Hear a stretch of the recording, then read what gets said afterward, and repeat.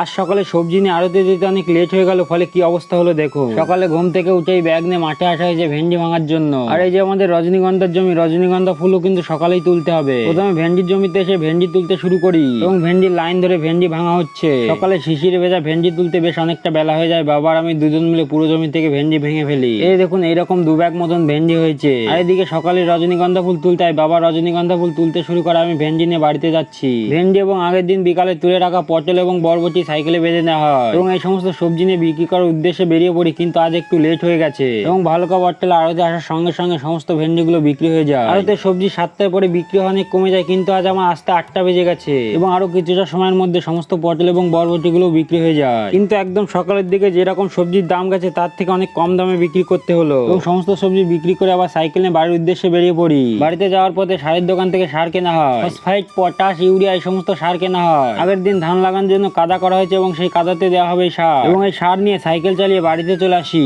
এই দেখুন আমাদের এই কাঁঠাল গাছে উঠেছি কাঁঠাল কাটার জন্য। গাছ থেকে কাঁচা কাঁঠালি কাটি, এরপরে এই কাঁঠাল পাকিয়ে তারপরে খাওয়া হবে।